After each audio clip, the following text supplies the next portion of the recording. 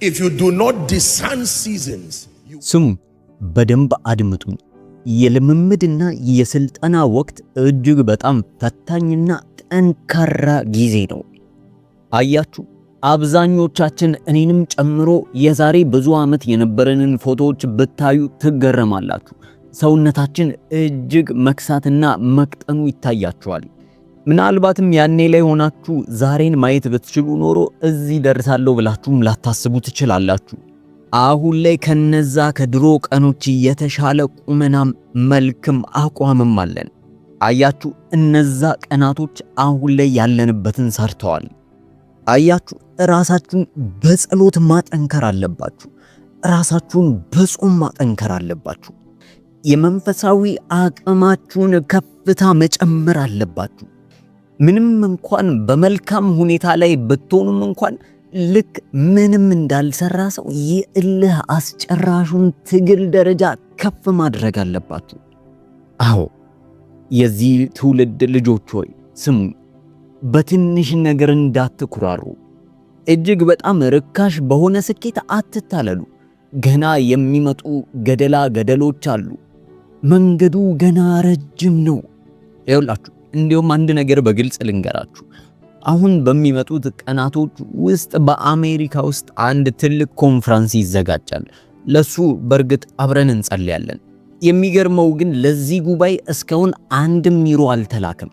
የሚገርማችሁ እስካሁን ለተከናወኑት ነገሮች ሁሉ የዋለው ገንዘብ የእግዚአብሔር ሕዝብ በልባቸው ባለው ደስታ የተሰጠው የተትረፈረፈ ስጦታ ነው። ምንም እንኳን ገና የባንክ አካውንት ለዚህ ኮንፈረንስ ባናቀርብም እንኳን ሰዎች ግን መጠበቅ አንችልም እባካችሁ እያሉ አጣብቂኝ ውስጥ ሆነው እንኳን ለእግዚአብሔር ሥራ ሰጥተዋል። ይህን የነገርኳችሁ አንድ ነገር እንድታስተውሉ ስለፈለኩ ነው። አያችሁ፣ በእግዚአብሔር መገኘት ውስጥ እየቆያችሁ በመጣችሁ ቁጥርና እግዚአብሔር እያሰለጠነ ባዘጋጃችሁ ቁጥር አቅራቦት ከየት ይመጣል ብላችሁ በፍጹም እንዳትጨነቁ። ስለሆነ የሚሰጥ ሰው መጣ አልመጣ እያላችሁ እንዳትጨነቁ። የምትንቀሳቀሱበት መኪና እንኳን ከየት ይመጣል ብላችሁ በፍጹም እንዳታስቡ። እናንተ ብቻ እግዚአብሔር የሰጣችሁ ስጦታና የራሳችሁ የገነባችሁት የምትመጡት ነገሮች በሙሉ እየጠነከሩ እንደሚመጡ እርግጠኛ ሁኑ። በአንድ ቀን ብቻ እግዚአብሔር በርን መክፈት ይችላል። እግዚአብሔር አምላክ በአንድ ቀን ውስጥ እንደ ፖለቲከኛ ወይም ደግሞ እንደ ንግድ ሰው ሊያስቀምጣችሁ ይችላል። አንድ ቀን ሌጎስ በሚገኝ ስፍራ አንድ ሰው ተዋወቅኩኝ። ይቺ ሴት ወደ እኔ መጣችና ያሳለፈችውን ነገር ታሪኳን በሙሉ መናገር ጀመረች። ይቺ ሴት እንደ ቀልድ ወደ ዋይት ሃውስ ፕሬዝዳንቱ ወደሚገኝበት ስፍራ ያደረሳት ሞይ ሞይ የተባለው ምግብ ማዘጋጀት መቻሏ ብቻ ነበር። ይቺን ሴት እስከ ዋይት ሃውስ ድረስ ያወጣትና ያስከበራት ይኸው የያዘችው ሞያ ነው። የሚገርመው እስከ ዛሬም ድረስ በዚሁ ስሯ በትጋት ትቀጥላለች። በቃ ታሪኳን ስትነግረኝ እጅግ በጣም ተነካው። እንዲሁም ለፓስተር ኪንግስሊ ባለቤት ለዚች ሴት የግድ ዘጋቢ ፊልም ወይም ዶክመንተሪ ሊሰራላት እንደሚገባ ወትውቻቸው ነበር። የሚገርም ነው። ማንኛውንም ነገር ቢሆን በሚገባ ካጣራውና በሚገባ የምታበለጽቀው ከሆነ ወደ ላቀ ከፍታ ሊያወጣ ይችላል። አንዱ ሌላውን በሚያደንቅበት ሰዓት ምን ነው እኔም እንደነሱ በሆንኩ ብሎ መመኘት፣ እውነቱን ልንገር፣ ጊዜ ማባከን ነው። እግዚአብሔር አንቺን አስቴር አድርጎ ካልፈጠረሽ ሌላ ነገር ሁኚ። አስቴር መሆን ካልቻልሽ ዲቦራ ሁኚ። ብቻ የሆነ ነገር ሁኚ።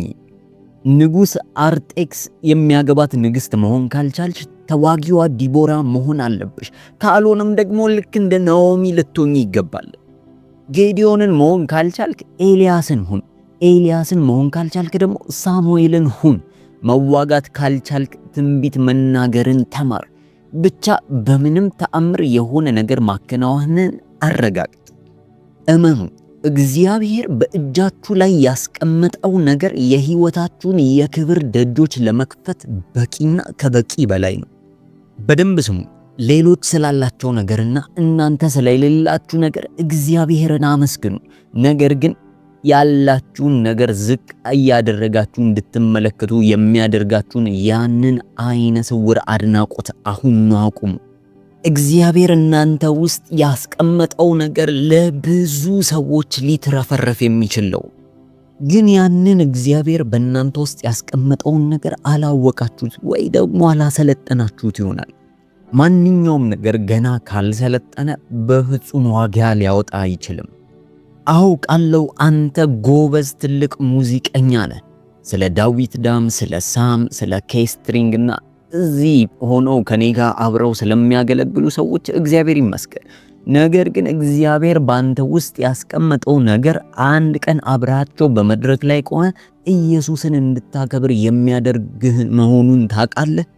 በሌሎች ስጦታ መነሳሳት እጅግ በጣም መልካም ነገር ሆኖ ሳለ ነገር ግን እግዚአብሔር የሰጠን ስጦታ የሚጎዳ መልክ መሆን የለበትም።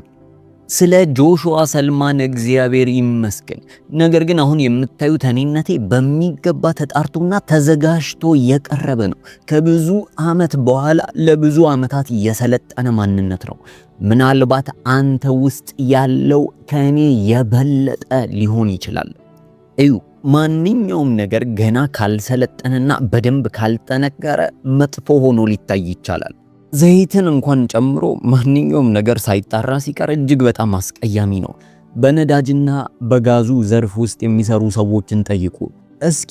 ድፍድፍ ዘይትን እንኳን ገና ከከርሰ ምድር እንደወጣ ብታዩት ሽታው ብቻ እንዴት እንደሚረብሽ ሊያፍናችሁ ይችላል። ነገር ግን መኪኖች ለሰዓታት ተሰልፈው የሚጠብቁትና ገንዘቤን ተቀበሉኝና ቅዱልኝ የሚሉት ያንኑ ዘይት ተጣርቶ ሲመጣ ነው። ይህንን ልንገራችሁ፣ እግዚአብሔር ወዳቀደላችሁ እንድትደርሱ ሰዎችን አዘጋጅቶላችኋል። ራእያችሁን የሚገፉ ሰዎች ተዘጋጅተዋል።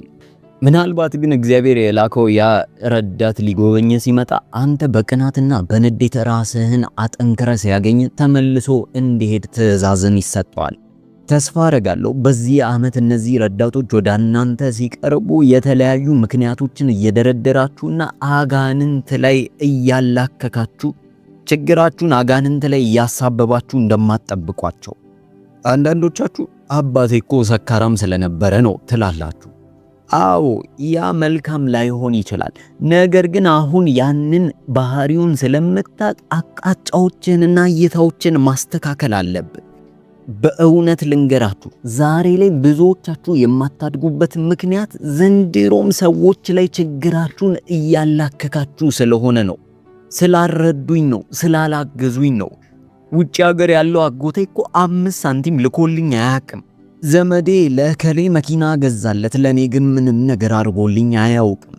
ይህ ሰውን የሚጎትትና የሚስብ ተልካሻ የሆነ ሰበብ ነው። ዛሬውኑ በእግዚአብሔር ፊት ንስሐ ገብታችሁ ወደ ሥራ ተመለሱ።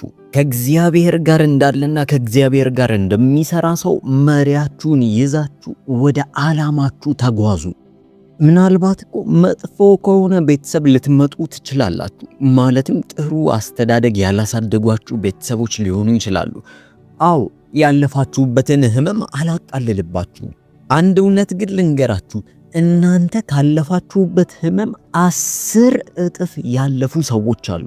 እነዚህ ሰዎች ግን ችግራቸው ላይ አልቆሙም። ይልቁንስ ያንን ችግራቸውን ወደ ተሻለ ነገር እንዲወስዳቸው አድርገዋል። ከብዙ ዓመታት በፊት በጆሽ ከተማ ውስጥ የማራቶን ውድድር አሸንፎ የነበረ አንድ ሰውን አስታውሳለሁ። ይህን ሰው ፊት ለፊት ለማግኘት እድሉ ነበረኝ። ያ ሰው ለውድድር ራሱን የሚያዘጋጀው እንዴት እንደነበረ ታውቃላችሁ? ድንጋዮችን በከረጢት ሞልቶ በጀርባው በመሸከም የተለያዩ ተራራዎችን ይወጣ ነበር። ዳገቶችን እነዛን ድንጋዮች ይዞ ይሮጣል። እንዲያ እያደረገ ነበር ራሱን ለድል የሚያበቃው። የመጣው እጅግ ድሃ ከሆነ መንደር ነው። አብዛኛው ሰው በድል አደባባይ ላይ ሲያየው ክብሩን እንጂ ለዚያ ክብር የከፈለውን ዋጋ አያውቅም። ልንገራችሁ፣ በስልጠና ወቅት ላይ እያላችሁ ለምታፈሱት እንባ አትፈሩ። በፍጹም ራሳችሁን እሹሩሩ እንዳትሉ። በእግር መጓዝ ካለባችሁ በእግር ተጓዙ። በቀን ውስጥ አንድ ጊዜ ብቻ መብላት ቢኖርባችሁ ያንን በክብር ብሉት። ምክንያቱም ልጆቻችሁ ነገ በቀን 3 ጊዜ እንዲበሉ ያንን የዛሬውን ችግር በክብር ትቀበላላችሁ። አንዳንዶቻችሁ ወደ እኔ ትመጡና አፖስትል ሆይ እኔ እኮ ወደ ጥሩ ትምህርት ቤት የመሄድ እድል አልነበረኝም፣ አሁን ልጆቼን የምልከውም ክፍያው እጅግ አነስተኛ ወደሆነ ትምህርቱም ያን ያህል ጥራት ወደ ሌለው ትምህርት ቤት ነው ትሉ ይሆናል። ነገር ግን ልጆቹ ያገኙትን አነስተኛ እድል በሚገባ እንዲጠቀሙ አድርጓቸው። ምክንያቱም ያ እንኳን ከምንም ይሻላል። እንደኛ ያሉት የእግዚአብሔር አዋላጆች አድርጎ እያስነሳ ነው። በእርግጥ ስለ አዋላጆች ሚስጥር በጣም ጥልቅ የሆነ ትምህርት አለኝ። ስለ ሜምፊቦስቴና አዋላጆች ስለሚሰሩት ስህተት የምንወያይበት ይሆናል። የአዋላጆች ስህተት የሰውን እድል ሊያበላሹ ይችላሉ። የሜምፊቦስቴ ሕይወት የቀየረው በአዋላጇ ቸልተኝነት ነበር። አዋላጅ ማለት ግዴታ የሕክምና ባለሙያ ብቻ መሆን የለበትም። አንድ ሰው ካለበት ስፍራ ወደሚገባ ስፍራ የከፍታ ስፍራ እንዲሻገር የሚረዳው ሁሉ አዋላጅ ይባላል። ሰዎችን እንዴት ማሳደግ እንዳለባችሁ ካወቃችሁ ሜምፊቦስቴዎችን ትፈጥራላችሁ። እስኪ በዚህ ውስጥ ያላችሁ የእግዚአብሔር ስለ አገልግሎት ላይ የተጠመዳችሁ ሰዎች ምን ያህላችሁ? እስኪ ስንቶቻችሁ ናችሁ እኔ በእውነተኝነትና በመንፈስ እያገለገልኩ ነው፣ ምናልባት አገልግሎቴን እንድተው እንኳን አሁን ላይ 10 ሚሊዮን ብር ይዘው ቢያቀርቡልኝ በፍጹም አገልግሎቴን አልተውም የምትሉ ስንቶቻችሁ ናችሁ? ይህንን የምነግራችሁ በታላቅ ትህትና ነው። አስታውሳለሁ ገና መጀመሪያ ሰሞን ስብከት የጀመርኩበት የመጀመሪያ ቀናት አካባቢ አቅሜ የፈቀደውን ያህል ለፍቼ ስሰብኩዬ መጨረሻ ላይ ያገለገልኳቸው ሰዎች ምን እንስጠው ብለው ሲመካከሩ አያቸዋለሁ። ከዛ በኋላ ከመካከላቸው አንዳቸው ከደብተራቸው ቀደድ ያረጉና አጠር ያለ ወረቀት ውስጥ 100 ወይም ደግሞ በዛ ካለ 1000 ናይራ ይጠቀልሉበታል። ያው ናይራ ማለት እኛ የምንገበያይበት ገንዘብ ነው።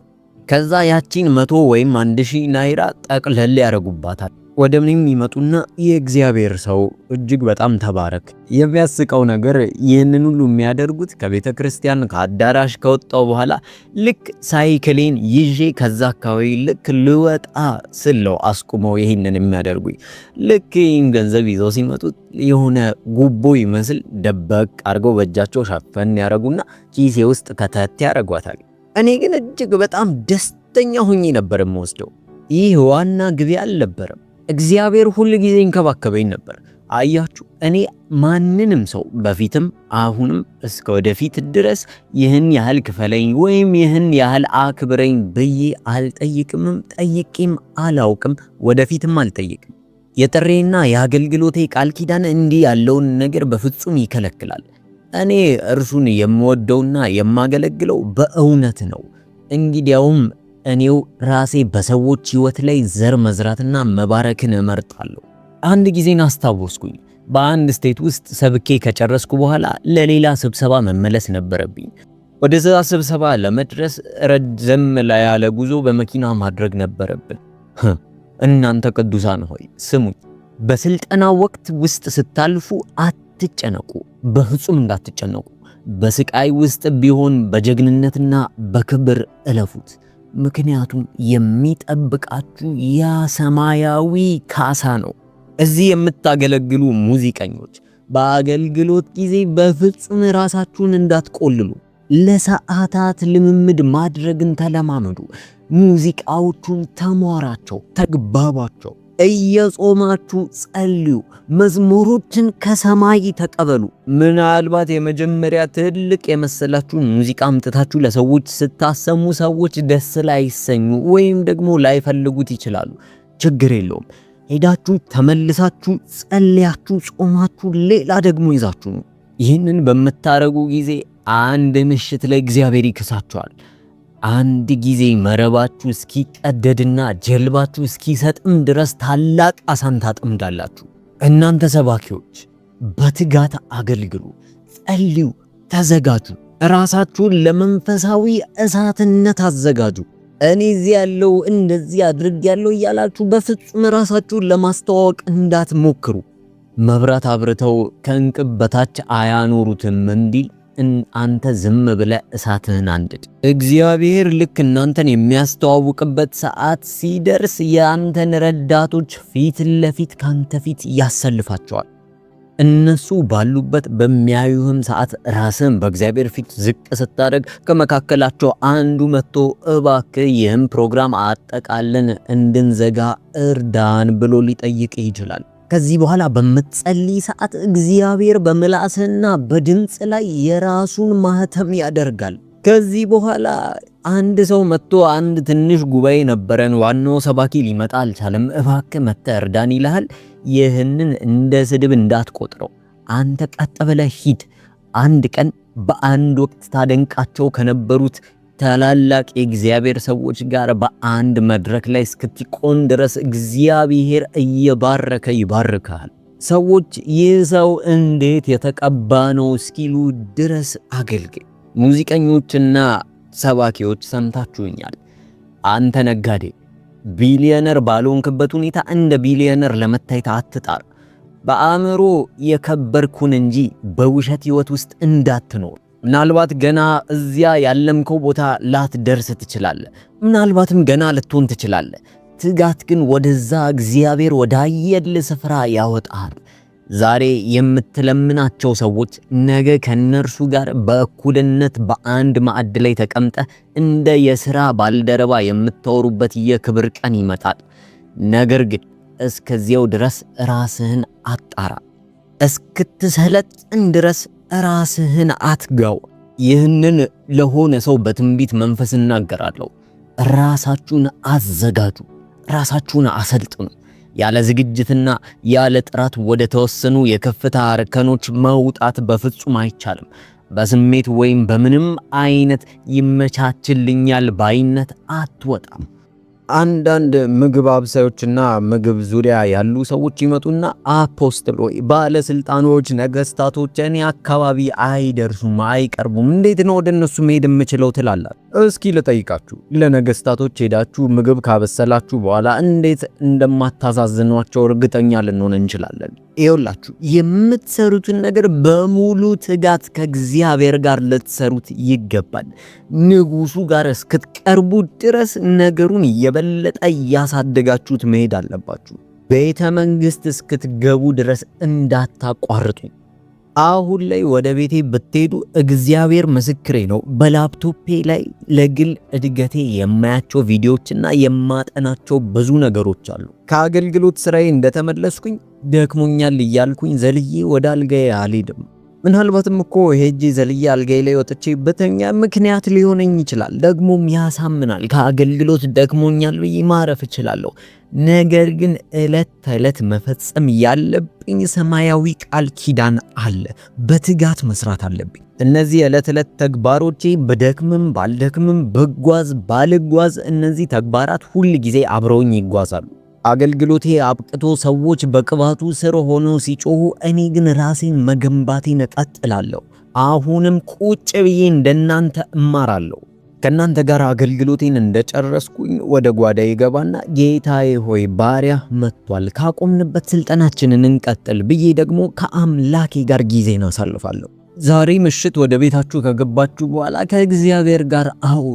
እንዲህ በሉት፣ ጌታዬ ሆይ አድሰኝ፣ ትዕቢቴን ከእኔ አርቅ፣ አድሰኝ በሉት። በቃኝ ማለትን፣ መዘናጋትንና ሰበብ መደርደርን እግዚአብሔር ያጥፋላችሁ። ምናልባት ናይጄሪያ አሁን ላይ ያለችበት ሁኔታ እጅግ በጣም አስቸጋሪ እንደሆነ አውቃለሁ። ነገር ግን ራሱ ኢየሱስ ክርስቶስ በቤተ መንግስት ቢቀመጥ እንኳን አሁንም ድረስ ችግር ውስጥ የሚቆዩ ብዙ ሰዎች እንዳሉ እርግጠኛ ነኝ። ይህንን ስናገር ኢየሱስን ዝቅ አድርጌ ለመናገር ፈልጌ አይደለም፣ ይቅርታ አድርጉልኝ። ነገር ግን ሁል ጊዜ ሌላውን አካልና ሁኔታዎች ማማረር ስለሚቀላቸው ብቻ በችግር ውስጥ የሚኖሩ ብዙ ሰዎች አሉ። አሁን ድረስ መንግስታቸውን የሚያማርሩ፣ ምናልባትም መንግስት ቢለወጥ ባይለወጥ እነሱ ህይወት ላይ ምንም አይነት ለውጥ ላይመጣ ነገር ዛሬም በሌሎች ላይ የሚያላክኩ መዓት ሰዎች አሉ። ልንገርህ፣ መነሳት የምትችለው መቼ እንደሆነ ታውቃለህ? የህይወትህን ኃላፊነት በሙሉነት ተረክበ እኔ ቸልተኛ አባት ነበርኩ። ልጆቼ ትምህርት ቤት ያልገቡት በአገሪቱ ችግር ምክንያት ሳይሆን እኔ ተነስቼ ኃላፊነቴን ስላልተወጣው ነው ብለህ መናገር ስትል ብቻ ነው። እንደ አባትነቴ ኃላፊነቴን መወጣት ተስኖኛል፣ ለባለቤቴና ለልጆቼ ይቅርታ ጠይቃለሁ ስትል ያኔ ለከፍታ እግዚአብሔር አምላክ ዝግጁ ያደርጋል። የዛኔ የጥበብ መንፈስ ከዚያ ተረክቦ ይመራሃል። አንዳንዶቻችሁ ይህንን ስናገር አፖስትል አንተ እኮ ስላልገባ ነው፣ እኛ የመጣነው በጣም አስቸጋሪ ከሆነ ቤተሰብ ነው፣ 8ታችንም በአንድ ክፍል ውስጥ ታምቀን ነው የምንኖረው፣ ለዛ ነው የምንታገለው ትሉ ይሆናል። ስሙ፣ ዛሬ ላይ ላላችሁበት ሁኔታ ሞቶ የሄደን ሰው እስካማረራችሁ ድረስ መነሳት የሚባል ነገር አይታሰብም። ይኸውላችሁ በእኔ ዓለም ውስጥ ሰበብ የሚባል ነገር የለም። ለሰበብ ቦታ የለኝም። ለማደርጋቸውና ለምሰራቸው ስራዎች በሙሉ ኃላፊነቱን እኔ ራሴ እወስዳለሁ እንጂ ማንም ላይ አላሳበብም። አንድ ነገር ሊበላሽብኝ ይችላል፣ ወዲያውኑ ወደ ስራ ያንን ለማስተካከል እሄዳለሁ እንጂ በፍጹም ሰው ላይ አላላክከውም። ይህ የአሸናፊ አስተሳሰብ ነው። ሰዎች ላይ እጅህን መጠቆም አቁም። ክፍል ገብተህ በርከክ በል። እግዚአብሔር ሆይ ጸጋን ስጠኝ፣ ሞገስን ስጠኝ ብለህ ጸልይ። ምናልባት ስራችሁ እየተበላሸ ሊሆን ይችላል፣ አገልግሎታችሁ እየተበተነ ሊሆን ይችላል። ወደ እግዚአብሔር ጩሁ። በርከክ ብላችሁ እግዚአብሔር ሆይ እያመለጠኝ ያለውን ነገር እባክህ አሳየኝ፣ አይኖችን ክፈትልኝ ብላችሁ ጸልዩ። እግዚአብሔር ለእያንዳንዱ ችግሮቻችሁ የራሱ መልስ አለው። ዩቲዩብ ላይ ገብታችሁ አፖስትል ጆሹዋ ሰልማን ብላችሁ በዛ ርዕስ ላይ ሰርች አድርጋችሁ መጸለይ ትችላላችሁ። ምናልባት የከፈታችሁት የ2 ሰዓት ትምህርት ሊሆን ይችላል። ነገር ግን ያንን 2 ሰዓት ለመጨረስ 4 ቀን ሊፈጅባችሁ ይችላል። ምክንያቱም እግዚአብሔር በተናገራችሁ ቁጥር መልእክቱን ፖዝ እያደረጋችሁ ትጸልያላችሁ። ከዛ በኋላ ከጸሎታችሁ በኋላ ድጋሚ ፕሌይ እያላችሁ ደግሞ መልእክቱን ትሰማላችሁ። በስተመጨረሻ የተወሰኑ ሚስጥሮች እየበሩላችሁ ይመጣሉ። እነዚህ ሚስጥሮች ካወቃችሁ በኋላ ከዛች ደቂቃ ጀምሮ መነሳት ትጀምራላችሁ። ቸልተኝነትን ከህይወታችሁ ላይ ልትደመስሱት ይገባል። ከዲያብሎስ ጋር እንደሚጣላ ሰው ከቸልተኝነት ጋር ተጣሉ። እናቶች በደንብ ስሙ። እኔ አርጅቻለሁ፣ ከዚህ ዕድሜ በኋላ ምንም ላረግ አልችልም እንዳትሉ። በአካል ምንም አይነት ስራ መስራት ካቃታችሁ አንድ ነገር ትችላላችሁ፣ መጸለይ ትችላላችሁ። በአካል የምትሰሩት ነገር ከሌለ ሰዎችን ምከሩ። ወንዶችና ሴቶች ልጆችሽን ጠርተሽ እንዲህ በያቸው፣ እኔ በህይወቴ ትልቅ ነገር አላከናወንኩም ይሆናል፣ እናንተ ግን በእኔ ዘመን ተነስታችሁ ከእኔ እንድትበልጡ ፈልጋለሁ። ድላችሁን በአይኔ ማየት ፈልጋለሁ። እኔ ማድረግ ያልቻልኩትን እናንተ ስታደርጉ ማየት እፈልጋለሁ። መጽናኛዬ እንድትሆኑ ፈልጋለሁ በሏቸው። ልንገራችሁ፣ እናንተ ያለፋችሁበትን ስቃይ ሌላው ሰው እንዲያልፍ ከፈቀዳችሁ እናንተ ለዛ ሰው በረከት አይደላችሁ። እናንተ በድህነት ውስጥ አልፋችሁ ከሆነ በቤተሰባችሁ ውስጥ የመጨረሻው እንዲሆን አድርጉት። በመንፈሳዊ ድርቀት ውስጥ ካለፋችሁ በእናንተ ላይ እንዲያበቃ አድርጉ። ድህነትና ድርቀት ለልጅና ለልጅ ልጅ የሚተላለፍ በረከት አይደለም። እናንተን ያደናቀፋችሁ ድንጋይ ሌላን ሰው እንዲያደናቅፍ እንዳታደርጉ። በህይወት ውስጥ ማንኛውም ሁኔታ የምታሸንፉት ከውድቀታችሁ ውስጥ ሌሎችን የሚረዳ የድል ትምህርት አውጥታችሁ ስትሰጡ ብቻ ነው። አያችሁ፣ እኔ አገልግሎት በጀመርኩበት ጊዜ ሰዎች እኔ በጀመርኩት አገልግሎት በፍጹም አያምኑም ነበር። ሰዎች የተለያዩ ነገሮችን በእኔ ላይ ይናገሩ ነበር። በዚህ መካከል ነበር አንድ የህይወቴን ትልቅ ውሳኔ የወሰንኩት። እግዚአብሔር ጸጋውን እስከሰጠኝ ድረስ በሚመጡት ወጣት የሆኑ አገልጋዮች ላይ ኢንቨስት አደርጋለሁ። እነዚህን ወጣቶች ሲሳሳቱ አርማቸዋለሁ፣ ደግሞ ማበረታታቸዋለሁ። እንዲያውም እንዲነሱ እጃቸውን ይይዛቸዋለሁ። እምቢተኛ ከሆኑና መነሳት ካልፈለጉ ያ ሌላ ጉዳይ ነው። ነገር ግን ለመነሳት ለቆረጡት ሁሉ እኔ በህይወት እስካለው ድረስ ተጽዕኖዬን፣ ሀብቴን፣ የማስተካከያ ዘንጌን ሁሉ ተጠቅሜ በሚገባ እንዲነሱ ረዳቸዋለሁ። አያችሁ፣ በህይወቴ አንድ ምዕራፍ መሻገሪያ ነበር። ድሃ ላለመሆን በልቤ የቆረጥኩበት ቀን፣ በአፌም የመሰከርኩበት። ሰይጣንም ይህንኑ የልብ ምስክርነቴን ሰምቷል። ነገር ግን ቀልዴን መስሎት ነበር። እስኪ አሁን ሂዱና ጠይቁት። ከመቀጨጭና ከድህነት ጋር ለዘላለም ተፋታው። በፍጹም ህይወቴ በወጣትነት ወይም ባጭሩ እንዳይቀጭ የጸለይኩበት ጊዜ ነበር። ምናልባት የትዕቢት ንግግር ሊመስል ይችላል። በጊዜው ግን ብዙ ወጣቶች በግራና በቀኝ በኩል ሲሞቱ አይቼ አውቃለሁ። ከአብዛኞቹ ጋር የቅርብ ግንኙነት ነበረን። በጊዜው በሀገራችን ውስጥ ብዙ ወጣቶች የሚሞቱበት ጊዜ ነበር። በእርግጥ አሁን ላይ ብዙ አልቆጭም፣ ምክንያቱም አብዛኞቹ ከአምላካቸው ከእግዚአብሔር ጋር ናቸው።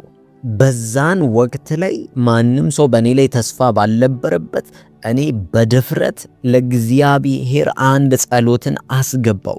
እግዚአብሔር ሆይ አንተ እስከምትፈልገው ድረስ እስክትጠቀመኝ ድረስ መሞት አልፈልግም እያልኩኝ ተናገርኩ።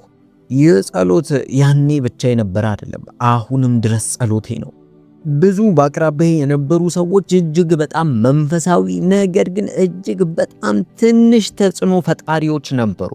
በቃ ምንም ተጽዕኖ የማይፈጥሩ ማለት ይቻላል። እንደዛ አይነት ሰው እንደማልሆን እየጸለይኩ አውጅ ነበር።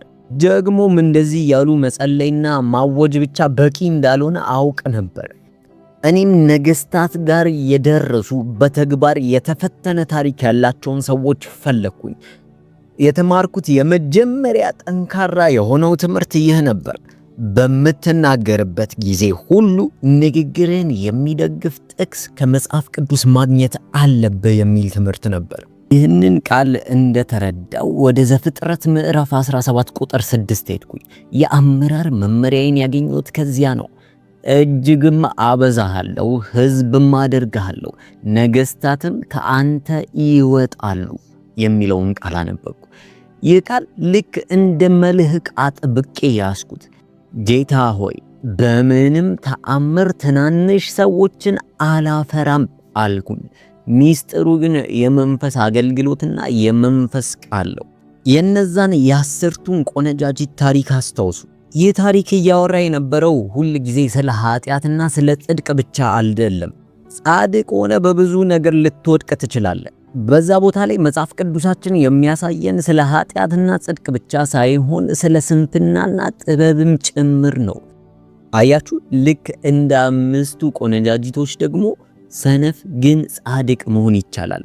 ስለዚህ መጀመሪያ የኃጢአትና የጽድቅን ጉዳይ ከጨረስክ በኋላ ያ የመጀመሪያ እርምጃ ነው። ከዚያ በኋላ ስንፍናን ከህይወት ጠርገ ለማውጣት ራስን በላቀ ዕውቀት ማነጽ አለብህ። የ10ቱ ቆነጃጅቶች ምሳሌ ስለ ኃጢአተኞች አይደለም። ሁላቸውም 10ሩም ቆነጃጅቶች ነበሩ። 10ሩም መቅረዝ ማብራት ነበራቸው። ያ መብራት የሚወክለው የእግዚአብሔርን ቃል ነው። 10ሩም የእግዚአብሔር ቃል ነበራቸው ያልኳችሁ ነው። ያ የመብራቱ ዘይት የሚወክለው መንፈስ ቅዱስን ነበር። የጎደላቸው ግን ከመንፈስ ቅዱስ ጋር የነበራቸው ግንኙነት ወይም ያ ዘይት ማነስ ነበር። ብርሃን እንዲመጣ መብራቱና ዘይቱን አብረው ማገናኘት አለባቸው። መብራት ኖሮ ዘይት ሊጎድልህ ይችላል። እግዚአብሔር እንዲያድሳችሁ ጸልዩ። ትዕቢተኞች ከሆናችሁ ትዕቢታችሁ እንዲነቀል ጸልዩ። ስንፍና ካለባችሁ ስንፍና ከህይወታችሁ ላይ እንዲነቀል ጸልዩ። ሰበብ የመስጠትና ሰበበኝነታችሁ ከላያችሁ ላይ እንዲነሳ ጸልዩ። የእግዚአብሔር ሰው ከሆንክ የእግዚአብሔር አገልጋይ ከሆንክ ለጥፋቶች ለማንኛውም ነገር ኃላፊነትን መውሰድ ጀምር። በህይወት ላይ ላለው ከፍታም ሆነ ዝቅታ የራስህን ኃላፊነት ተወጣ። በመንፈሳዊ ዓለም ላይ ልደርስበት ያለ ከፍታ ላይ እስክትደርስ ድረስ ሰዎች አንተን አይጠሩህም፣ አይቀበሉህም። ያ ከፍታ ካንተ ተደብቆ አይነ ተሸፍኖ ምናልባትም ቸልተኛ ወይም ሰነፍ ስለሆንክ እዛ ላይ መድረስ አትችልም። ቢያማችሁ ራሳችሁን እየተጫናችሁ በትጋት እግዚአብሔርን አገልግሉ። የእግዚአብሔር ሰው ሆይ ዋጋ የሚከፈለው ለዚህ ላለህበት ማንነት ሳይሆን ለላቀውና ለተጣራው እግዚአብሔር ለሚያዘጋጅ ማንነት ነው። እግዚአብሔር ባንተ ተጠቅሞ ሙታንን ያስነሳ ቀን ከእንግዲህ ረዳት ይሁኑኝ እያልክ ሰዎችን አትለምንም። አየህ፣ እግዚአብሔር ባቀደልህ ባሰበልህ ስፍራ ላይ ስትገኝ ሰዎች ራሳቸው ተኝተህ እያለ ይደውሉልሃል። እባክህ የባንክ ቁጥርህን ላክልኝ፣ 1 ሚሊዮን ናይራ ልንሰጥህ እንፈልጋለን ይሉሃል። ምናልባት አንተ እስከ ነገ ጠብቁኝ ብትላቸው እንኳን በማለዳ 12 ሰዓት ደውለውልህ አሁንም እየጠበቅን ነው ይሉሃል። ከእግዚአብሔር ጋር ራስን ማጠንከር ስትጀምር ሰዎች ሁሉ ካንተ ጋር መሆን ይፈልጋሉ። እግዚአብሔር ካንተ ጋር ካለ የሚቃወምህ የለም። ዋናው ቁም ነገሩ እግዚአብሔር ካንተ ጋር መሆኑ ነው። እስቲ በአንድ ነገር ልፈትናችሁ። የዛሬ 10 ዓመት የነበረው ማንነት እስኪ ዛሬን ይይ። እስኪ ልጠይቃችሁ፣ የዛሬ 10 ዓመት የነበረው ማንነታችሁ ዛሬን ቢመለከት መሆን የምፈልገው ሰው ይሄ ነው ይላል ወይስ የጊዜን ስጦታ አባከንከው ብሎ ይወቅሳል? ሁል ጊዜ ሰበብ በማብዛት የሚቀጥሉት 10 ዓመታት እንደ ትላንቱ እንዲሆን እንዳትፈቅድ። አንዳንዶቻችሁ ድምጼ ጥሩ ስላልሆነ መዘመር አልችልም ብላችሁ ራሳችሁን ዝቅ ታደርጋላችሁ። ይህ በፍጹም አግባብ አይደለም። እንደዛ ብላችሁ የምታስቡ ከሆነ እስኪ ጥሩ የሆነ ግጥም ያለው መዝሙር ጻፉና ጥሩ ድምጽ ላላቸው ሰዎች ስጡ።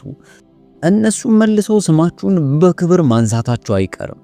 አንዳንድ ሰባኪዎች አላችሁ፣ እኔ እኮ በሳምንት 2 ጊዜ የቸርች ፕሮግራም ስለምመራ ጊዜው አይመቻችልኝም ትላላችሁ። በትህትና አንድ ነገር ልነግራችሁ ፈልጋለሁ።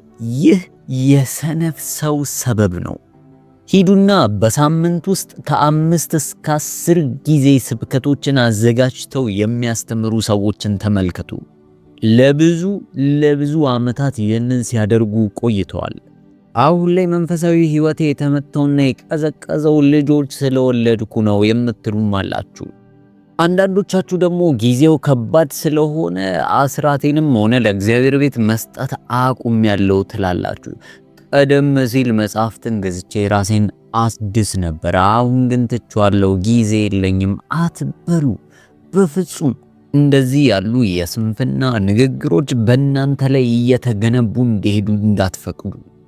እኔም በግሌ ብትጠይቁኝ በፍጹም የቅርብ የምላቸው ሰዎች ወይም ደግሞ ዙሪያዬ ያሉ ሰዎች እኔን ለማዝቀጥ ወይም ደግሞ ለማውረድ የሞከሩ ከሆነ ከነሱ ጋር ምንም አይነት ጊዜን አላሳልፍም። ይኸውላችሁ አንድ ነገር ልንገራችሁ። ዛሬ የምገባባቸው ስፍራዎች፣ ዛሬ የማገኘው ታላላቅ የሆኑ ሰዎች፣ ነገስታትና የሀገር መሪዎች ከነሱ ጋር መቀመጤን፣ መጨባበጤንና መነጋገሬን እንደ ትልቅ እድል ቆጥረዋለሁ። ይህን ነገር በፍጹም ቀላልና ተራ አድርጌ አልመለከተውም። ነገር ግን ልንገራችሁ፣ በእነዚያ ነገስታት ፊት የምቀመጠው ዋጋ ቢስ ሆኜ ወይም ደግሞ ተራ ሰው ሆኜ አይደለም። እንደማያስፈልግ ትርፍ ጭነት ተሸክሞኝ አልሄዱም። በእነርሱ ህይወት ላይ የምጨምረው የራሴ የሆነ ድርሻ አለኝ። ለዚህ ነው እግዚአብሔር አምላክ እናንተንም ልክ እንደ ውጊያ መጥረቢያ እንድትሆኑ እያሰለጠናችሁ ያለው። በነገስታት በፕሬዝዳንቶችና በሀገር መሪዎች በባለስልጣናት ፊት ስትቆሙ ለሚወክሉት ክብር ተገቢውን አክብሮት ትሰጣላችሁ። ነገር ግን ይህ የምትሰጡት አክብሮት የእናንተን ማንነት ዋጋ የሚያቃልል ወይም ትንሽ በሚያደርግ መልኩ አይሆንም። ለምሳሌ እኔን እንድትመለከቱኝ እፈልጋለሁ። የምትፈልጉት አይነት ምሁራዊ ጥልቀት ላይኖረኝ ይችላል። ነገር ግን በህይወታችሁ ላይ ብዙ ተአምራት መስራት የሚችል ትልቅ አቅም ያለው ከላይ ከእግዚአብሔር አምላክ የተሰጠኝ ትልቅ ቅባት አለኝ። የምትሹት አይነት የድምጽ ውበት ባይኖረኝም እንኳን አጥብቄ እጸልያለሁ። ዕለት ከእግዚአብሔር አምላክ ጋር ህብረትን አደርጋለሁ። አሁን ለጸሎት ስንዘጋጅ የምጠይቃችሁ አንድ ወሳኝ ጥያቄ አለኝ። ይህም ጥያቄ በእጃችሁ ላይ ያለው በትር ምንድን ነው? ሌሎችን ስታደንቁ የዘነጋችሁት የራሳችሁ በትር አለ። የራሳችሁን እግዚአብሔር የሰጣችሁን ትልቅ ዋጋ አውጥታችሁ ራሳችሁን እስክትገነቡ ድረስ በህይወታችሁ ዙሪያ ሲያንዣብብ የቆየ አንድ ቅባት አለ። ለምሳሌ ይህንን የምትሰማው ዶክተር ነህ። እስቲ ሰዎች አንተን ለማግኘት ብዙ ዋጋ እስኪከፍሉ ድረስ እጅግ ጠንካራ የሆነ ከፍታ ላይ ለመውጣት ሞክር። እግዚአብሔር አምላክ ራሱ እንዲያስተዋውቅህ አድርግ፣ በትጋት ታወቅ፣ እግዚአብሔርን በመፍራት ታወቅ። ሰባኪነ በፍጹም ከሌሎች ሰዎች ጋር ለመወዳደር እያልክ ምንም አይነት ነገር እንዳሰራ። ያለ ቅባቱ ዕውቀት ብቻ ያለው ሰባኪ ሆነ እንዳትቀር። አንተ ቆመህ ስትሰብክ ሰዎች በመካከላቸው ይህ ሰው ሁለተኛ እዚህ እንዳይመለስ ጊዜያችንን፣ ሰዎቻችንን፣ ምዕመኑን፣ የቤተ ክርስቲያኒቱን ወዳጆች ጊዜ በከንቱ አባከነ ብለው እንዳያወሩብህ ተጠንቀቅ። ሁል ጊዜ አገልግሎት በመንፈስ ቅዱስ የተደገፈ ብቻ እንዲሆን አድርግ። ምንም አይነት ሰበብ እንዳትሰጥ። ራስህን ገንባ፣ ራስህን አሰልጥን። እያለቀስክም ቢሆን እንባህን እያወጣ ራስህን አሰልጥን፣ ራስህን ገንባ። አንዳንዶቻችሁ ይህን ትምህርት ከጨረሳችሁ በኋላ አንድ ነገር እንድታደርጉ ፈልጋለሁ። በስልካችሁ ላይ ወይም በኮምፒውተራችሁ ላይ ገብታችሁ ኦንላይን ላይ ትሬኒንግ መውሰድ የምትችሉትን ተመዝግባችሁ ወዲያውኑ ጀምሩ። 2 ሳምንት 3 ሳምንት ምናልባትም ብዙ ወራትን የሚፈጁ ስልጠናዎችን ሰልጥኑ። በሙያችሁ በዘርፋችሁ መሰልጠን ጀምሩ። ራሳችሁን እያሳደጋችሁ እንድትመጡ ፈልጋለሁ። መረዳታችሁን የበለጠ የሚጨምር ነገሮች ላይ መሳተፍ አለባችሁ። አሁን ላይ ነገሮች እጅግ በጣም ቀላል ሆነውልናል። የምትፈልጉትን ነገር በሙሉ በአንድ ጊዜ በኮምፒውተራችሁ ላይ በቀላሉ ማግኘት ትችላላችሁ። ከናንተ የሚጠበቀው ትዕግስት ብቻ ነው። ትዕግስት ሊኖራችሁ ይገባል። የምትፈልጉትን ነገሮች ወስዳችሁ በዛ መሰረት መሰልጠን መጀመር አለባችሁ። እናንተ በምትፈልጉት ዘርፍ ላይ ውጤት ያላቸውን ሰዎች ቅረቧቸው። እነዛ ሰዎች እንዲያሰለጥኗችሁ አድርጉ። ከናንተ በነገሩ ላይ የበለጠ ዕውቀት ያላቸውና የተሻለ ልምድ ያላቸውን ሰዎች ወደ እናንተ ህይወት ማስጠጋት ጀምሩ። ከነሱም ህይወት ተማሩ። እነዛ ሰዎች ይረዷችኋል፣ ይገነቧችኋል። ራሳችሁን የምትገነቡት እግዚአብሔር አምላክ ለዓለም እስኪያምናችሁ ድረስ መሆን አለበት። እግዚአብሔር አምላክ በነገስታት ፊት እንድትቆሙ አድርጎ እንዲያፍርባችሁ እንዳታረጉት። ያን ያህል ራሳችሁን ከፍ አድርጋችሁ መገንባት አለባችሁ። በማንኛውም ጊዜ እግዚአብሔር የሰው ምንዛሬ ሲፈልግ እናንተን እንዲያገኝ አድርጉት። እግዚአብሔር አምላክ የእናንተን ዋጋ ሲመለከት ከፍ ያለ ዋጋ እንዲያገኝ አድርጉት። ይኸውላችሁ ትጋታችሁ በፍጹም ከንቱ አይቀርም። ምክንያቱም እግዚአብሔር ያንን ትጋት አይቶ ይባርካችኋል። እግዚአብሔር በሰዎች ፊት ሞገስን ይሰጣችኋል። በዚህ መሃል አፖስትል ጆሹዋ በጉባኤ ውስጥ ከሚገኙ ሰዎች መካከል አንዱን ጮክ ብሎ በማይክ ጠራ። እዛ ጋር ያለው እግር ኳስ ተጫዋች ነህ አይደል? ና ወደ መድረክ ና ብሎ ጠራው። እግር ኳስ ተጫዋቹም ወደ መድረክ ወጣ። ወደ መድረክም ሲቀርብ ድጋሚ ጠየቀው፣ እግር ኳስ ተጫዋች ነህ አይደል? ወጣቱም ቀጠለ፣ አዎ እኔ እግር ኳስ ተጫዋች ነኝ። በእርግጥ ለብዙ ዓመታት ተጫውቻለሁ። ነገር ግን ነገሮች ለኔ ቀላል እየሆኑልኝ አይደለም። እግር ኳስ ወዳለሁ፣ ነገር ግን በፈለኩት መጠን መጫወት አልቻልኩም። ብቃቴን እንደፈለኩት ማሳየት አልቻልኩም። ጆሹዋም ቆረጥ አደረገውና ቀጠለ፣ ስሙ ይህንን ነው የምናገረው። አንተ በራስ ጠንክረ ለመጫወትና ተፍጨርጭረ ለመውጣት ሞክረሃል። ነገር ግን እዛ ጠንካራ ስራ ላይ ምንም አይነት ቅባት የለም፣ የእግዚአብሔር ቅባት የለው። አየህ አንተ ምንም ያክል እንኳን እጅግ በጣም ጠንካራና ታታሪ ትጉ ሰው ብትሆንም ምንም አይነት የእግዚአብሔር ቅባት የማይጨመርበት ከሆነ ዲያብሎስ በቀላሉ ያንን ብቃትን ተራ የማድረግ አቅም አለው። ለዚህ ነው የምትሰሩት ነገር ላይ የምታደርጉት ነገር ላይ በሙሉ የእግዚአብሔር ቅባት ሊኖረው የሚገባው። የእግዚአብሔር ጸጋ ሊኖራችሁ ይገባል። አንዳንዶቻችሁ በታማኝነት በሐቀኝነት ለብዙ ዓመታት አንድ ቦታ ላይ ቆይታችኋል። ምናልባትም ዛሬ እግዚአብሔር አምላክ ምልክት እየሰጣችሁ ነው። የእግዚአብሔርን ቅባት የምትሰሩት ነገር ላይ እንዲሆን አድርጉ። ያ የእግዚአብሔር ጸጋና የእግዚአብሔር ቅባት የምትሰሩትን ነገር በብዙ ያባዛላችኋል። ነገራችሁ እንዲባዛና እንዲጠነክር የምትፈልጉ ከሆነ ግዴታ የእግዚአብሔር ቅባት ያስፈልጋችኋል። ያ ቅባት ነገራችሁን ያሰፋላችኋል። ኳስ ተጫዋቹንም ዝቅ ብሎ አየውና ወንድሜ እንጸልይልህ ትፈልጋለህ አለው። ኳስ ተጫዋቹም አዎንታውን ሰጠው። ጆሹዋ ሰልማንም እጆቹን ወደዚህ ወደ ወጣቱ ልጅ አድርጎ መጸለይ ጀመረ። እግዚአብሔር አባት ሆይ በኢየሱስ ስም ለዚህ ወጣት እጸልያለሁ።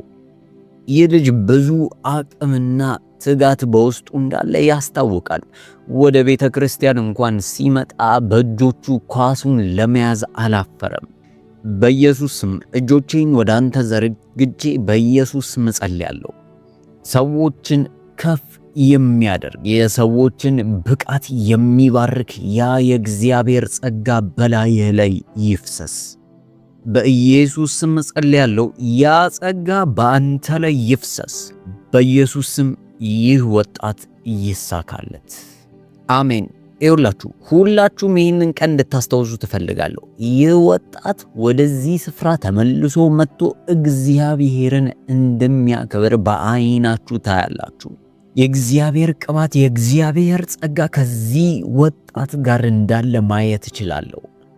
ታውቃላችሁ ልክ እንደዚሁ ኢየሱስ ክርስቶስ እንኳን በምድር ላይ እያለ ለ30 ዓመታት ያክል ሲታጠቅና ራሱን ሲገነባ ኖሯል።